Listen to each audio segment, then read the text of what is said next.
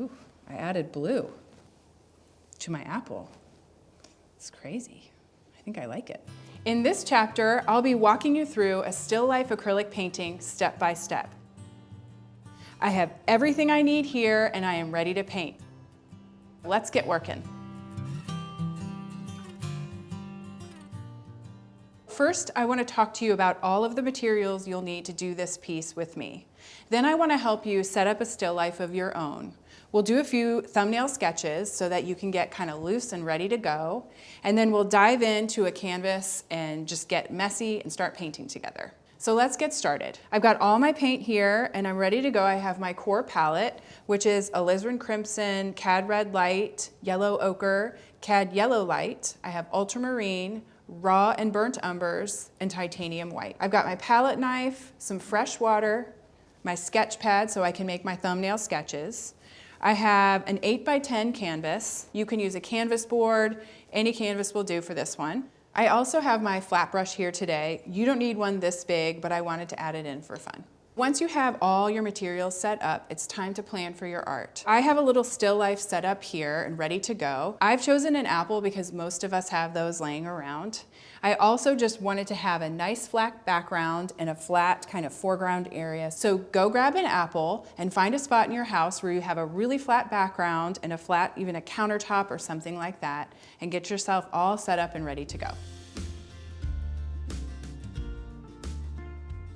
I want to get us started by tinting our canvas. Adding a tint to a canvas is basically like just choosing a color and staining the whole canvas with it and preparing it to actually add your sketch and your actual paint colors. So it's not anything other than just a nice subtle glow that you're applying to the canvas that's going to shine through in fun ways as you continue on with your painting. So before I get started, I like to take a look at my still life and make a decision about what color I want to have kind of glowing through that still life. And for this one, I think I like the idea of just kind of a soft yellow color. So I've chosen yellow ochre and white. In order to mix up a tint, you just want to get started. So I'm just going to grab a little bit of the ochre and a little bit of the white. I'm using about equal portions for each. And I'm just basically trying to make like peanut butter, a little bit lighter than peanut butter. So once we have our stain made, just going to move this back a little. We are just basically washing color all over this canvas. So this tint is really just a fun, like a foundation layer. This is before you add your sketch or anything like that. This just kind of helps to add one layer of color, and it actually will peek through all your layers of paint at the very end in fun ways. So you're not looking for really thick paint with this. You just want some nice coverage, and you're just kind of scrubbing it into that texture of the canvas. So now that you have your canvas tinted and ready to go, we're going to dive right into thumbnail sketches. So I'm going to get cozy here. And thumbnail sketches should be fun. These are not perfectly evolved drawings. These are doodles, basically. You can do these on a napkin, anywhere you want. I like to get started with just a few options for vertical and horizontal so that I can just throw all my thoughts on paper and make decisions from there. So to get started, I like to sketch a couple of options for horizontal and a couple of options for vertical. And then I just like to look at my subject matter, take a moment and just kind of notice things about it. I love that I'm seeing that tea towel. I want to make sure to capture that in this finished piece.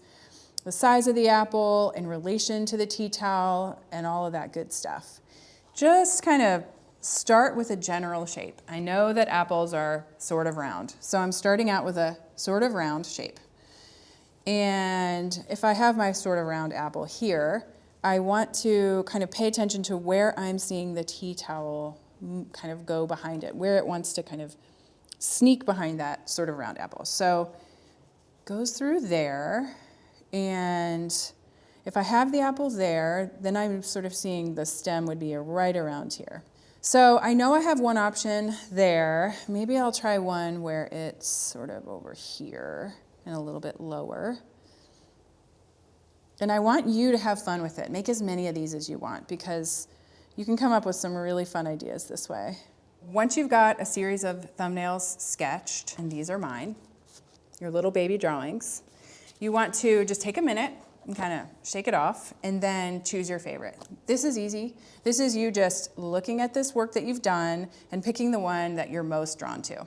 I know that I like the asymmetrical kind of look, and I've already starred my favorite. Make as many thumbnail sketches as you want, try a bunch of different things, and give yourself plenty of time to decide on a composition you really like for your piece. But once you have selected your favorite, it's time to take that information and sketch it on your canvas. And this is actually a pretty fun process. It doesn't have to be nerve-wracking or hard. We're just going to be taking our pencil and sort of grazing it over the canvas to make some little pencil notes about everything that we've decided already here. So I'm seeing I've got just this little bit of space on my thumbnail where the side of my apple is. So I'm just going to go ahead and make a little dash where that spot is. And then I'm seeing the left side of my apple is actually right at center mark. It's almost like hovering over the center mark, which I kind of like that. So I'm looking at the bottom of my thumbnail and I'm seeing that the bottom of the apple is about, I don't know, a quarter way up the canvas. So these are not actual marks that are making an apple. These are just little dots that I'm making that are helping me to place the drawing of the apple on the canvas. So I'm putting that guy down there, and then I'm looking for where I have the top of the apple, and I have it just a little above the halfway mark. We've got our kind of lines telling us where the apple will live on our canvas, and then we want to start looking back at our thumbnail sketch and notice where we have kind of the back of the tea towel. And mine seems to be right under halfway. So I'm just going to start making that line. You're just making some quick early notations so that you can look at them later and make sure that you're happy with them. I am seeing the apple shape. Now I'm kind of looking more at the actual apple because I've got my little notes from the thumbnail. And I'm just trying to kind of follow along with what I'm seeing. I'm using kind of a back and forth motion. I'm not taking my pencil and trying to draw exactly what I see. I'm just kind of freely moving my pencil around the apple. Once I have sort of the general basic shapes down, and I've taken everything from my thumbnail sketch and applied it here, I just want to take this sketch one step further. And I just want to look for a few key elements that will help me know where to apply paint. So I definitely want to look at where the stem is on the still life apple and try to get that in. And then what I like to do is make some just kind of bubbles around where I'm seeing the shadows and the highlights. That way I'm basically making a paint by number for myself just to fill in. So if you're looking at your apple, you just want to make sure you're seeing where are those dark darks and am I seeing any shadows? Is the light casting shadows on my apple? So I'm seeing a really pretty shadow right underneath the bottom left part of the apple. And I'm also seeing a really pretty shadow kind of on the apple. It creates like a really rich red. That's going to be fun to paint. I want to add the highlights. So the fun thing about painting an apple is the way that the light shines across the skin. And I like to save that for the end. It's like the icing on the cake. So I will make a note about where it is. Okay. It does look like it has, this looks like it has a face. I mean, I've made a little jack-o'-lantern. Okay. I'm going. This is good. It's going to work. I also want to kind of make a note about these stripes. It's just smiling at me. It's really making me laugh. Okay. So I'm just kind of laying those stripes in where I see them, not worried too much because I know that all of these pencil marks, I'm going to be painting over them. And that's basically it. We're not looking for a lot of shading. We're just making some feathery overlapping lines to create a nice little map for where we're going to apply paint. And these are just two simple steps that layer on top of each other to basically set you up to apply paint and really love your finished painting. So we have our core palette all ready to go. I like to start people off by doing something I call blocking in. This is kind of a traditional technique. It basically means we're going to cover this canvas in paint pretty quickly. We're not worrying about perfection. We're not thinking about detail. We're just thinking about getting a nice thin layer of paint all over this canvas. That'll be kind of a nice roadmap of color for when we want to dive into step 2. So I always like to start with the background first, and then do the foreground, and then paint the subject. So to get started, I just want to look at the background of my still life and just kind of make some mental notes about the color that I'm seeing. This is exciting, you guys. I love this part. This is my favorite part because you've done so much prep work. You should be feeling pretty confident by now. And now you're basically just like mixing up frosting, which is so much fun. So, okay, so I see my background is a little bit more muted than this. So right now, we are just basically trying to get our color as close to the background color as we can, knowing that we're not gonna get it perfect. And we're really just having fun with it, learning how to mix color, and trying to get close. Knowing that we're gonna come around again and we can make tweaks and edits as we go. So once we have a big old kind of smear of our background color, we just wanna grab a little tiny bit of that and mix up a shadow color. I've got my base color ready. I just wanna mix in a little bit of burnt umber and ultramarine blue to start creating like a little bit of a shadow. So one tip I like to give when you're blocking in is to just think about the big overall color shapes. So when you're working on the background, mix up just the color for the background and then steal a little bit of that color and create your shadow color from there. So now I have my background color and I have the color for the shadow. I just want to start actually mixing up some paint. So I'm going to dive in with this kind of wide flat brush. You're looking for the consistency of kind of a heavy cream. So when you're tinting your canvas, you're not really worried about getting this much pigment in the water. You're just kind of like scraping a stain on the canvas. And then once you're adding your base of color and you're actually blocking in color, you just want to go a little more kind of thickly with it. And this is not something you need to really worry about. You'll kind of figure this out as you go and you continue to play with the colors, but this is just the way that I really love to do it. Okay, so I just want to kind of cover the canvas relatively quickly. And you can see as I'm painting, I'm already getting like a nice kind of subtle glow from the tint coming through the color that I'm laying down, which I really like. Now that you know how to block in the background of your painting, I want you to apply the same process to the foreground. I want you to mix up your base color that you're seeing and your shadow color and go ahead and just cover that whole canvas in paint. And now it's time to color block the apple. This is the last step. Now, one tip I have for you is when you start looking at your actual subject, it's really easy to want to dive right into the details at this point.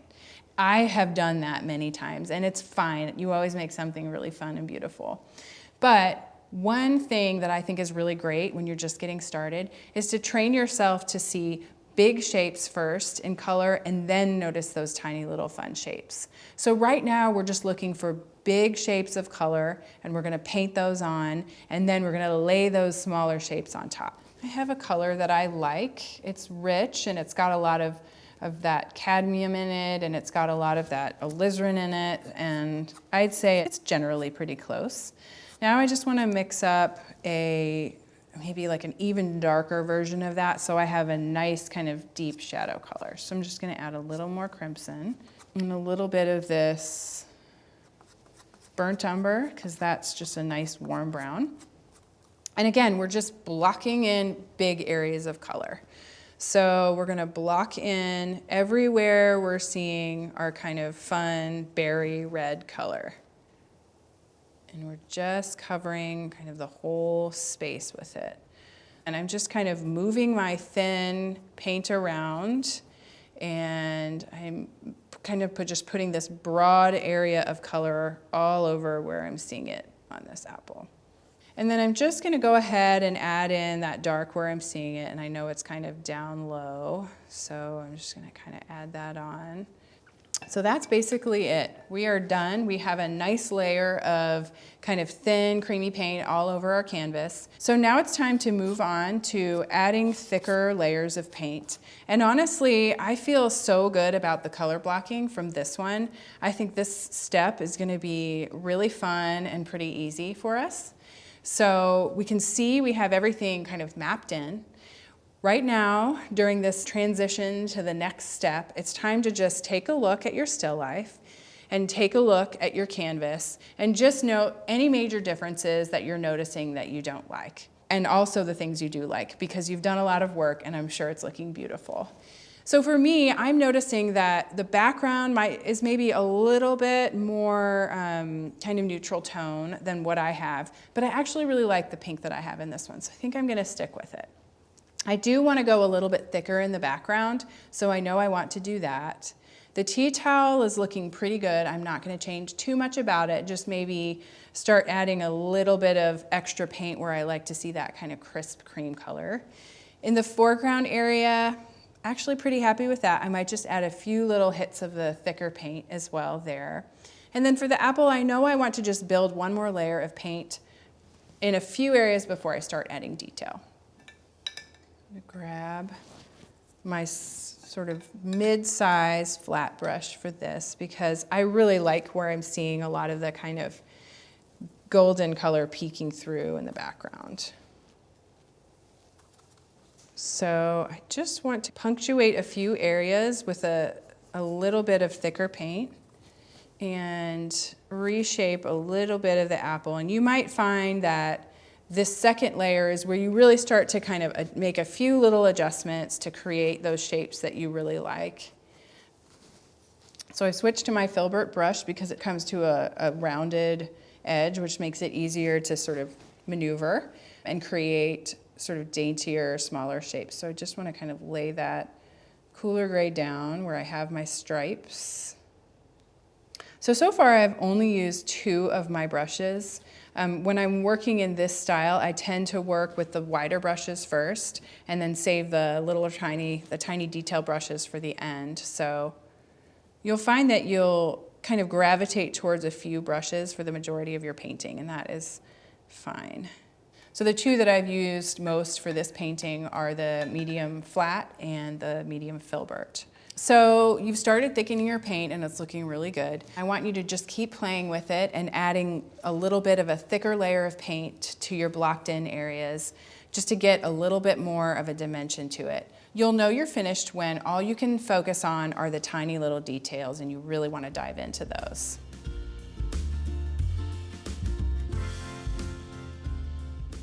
So you've color blocked and you've added some thicker layers of paint to your canvas. You're almost there, it's time for the details. Once you get to the part where you're ready to paint the details, that's when you really want to focus in on some of those great little things that are going to kind of sharpen this thing up and really bring it to life. So just take a minute and take a look at your work and take a look at your still life and see where your eye is catching little details. Your eye is going to tell you what details are the most important to you. So I am looking at my apple and I'm noticing that I think the stem is really important. I also love that my apple has a little bit of green on the top and a really pretty shine. So I'm going to start with those details because those are the ones that are jumping off to me. So I have plenty of paint mixed here. I think I'll just start with some of the paint that I already have and go from there. So when I'm mixing up the greens for my apple, I want to start with a color I already have. I kind of want to dip my toe in the green. I don't want to just plop it on there.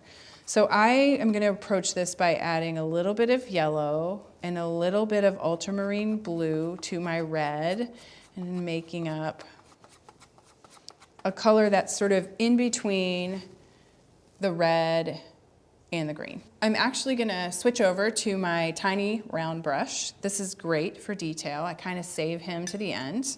He's like my little secret weapon. So I'm gonna load that up with some of this pretty kind of murky green color that I've made, and I just want to start popping that color on the canvas wherever I'm seeing it.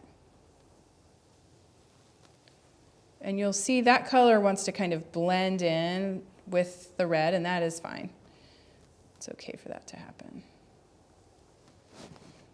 And then I just want to grab a little bit of the red because I see those colors are wanting to just naturally blend together on the apple, so I want to let them kind of stripe and blend together on my painting as well. Just going to add a little bit of white to this kind of green color because I'm seeing the details on the right side of the apple are just a little brighter and lighter, so I just want to lighten those up just a tiny bit. And there's a bit of a bright spot here, which I love. So that's sort of the beginning phase of my highlight. So I see in the apple that I'm painting that I'm missing kind of this really pretty like band of light that I see at the top of the apple. I've got a lot of great colors layered, but I want to make sure that I have that really pretty dark to light transition. And I've kind of lost it a little bit. So I'm just going to mix up a new color to introduce, just going to start to emphasize the front of that apple and hopefully just bring it to life. I'm going to mix up kind of a salmon color with a little bit of green in it, just so that I can add those green stripes in while I'm working. I'm actually going to switch to my filbert because I want to cover a little more area. And I want to just start to kind of put that down.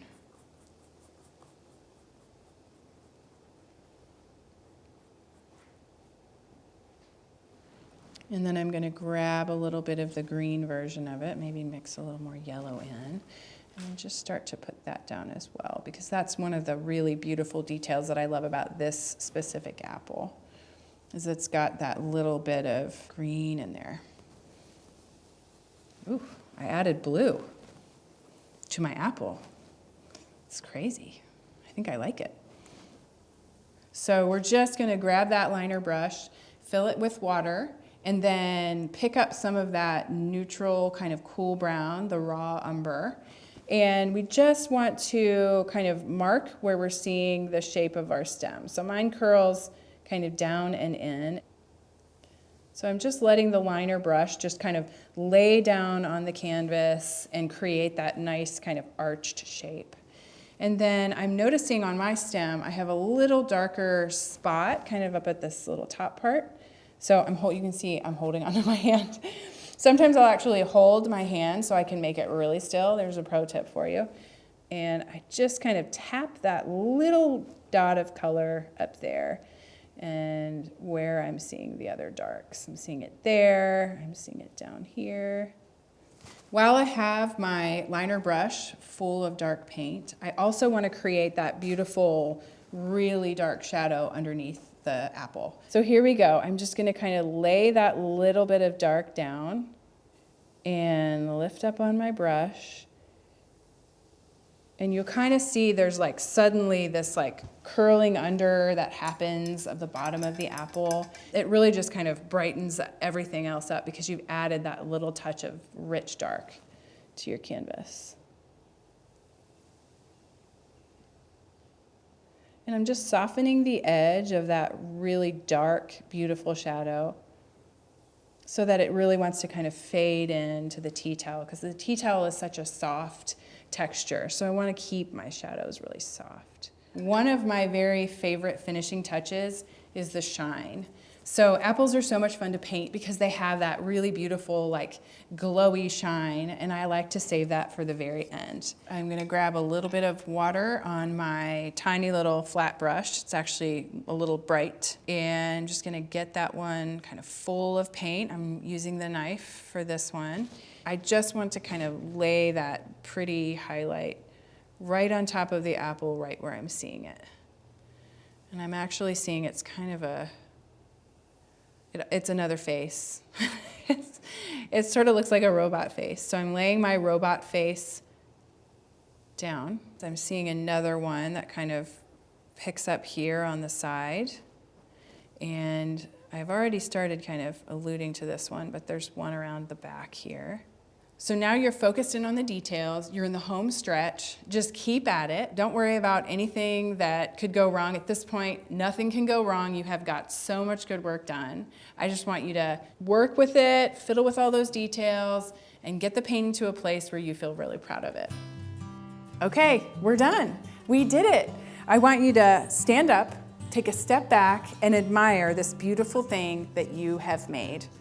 I hope that you learned so much from this workshop that you want to create still lifes of the things that are really beautiful and meaningful to you.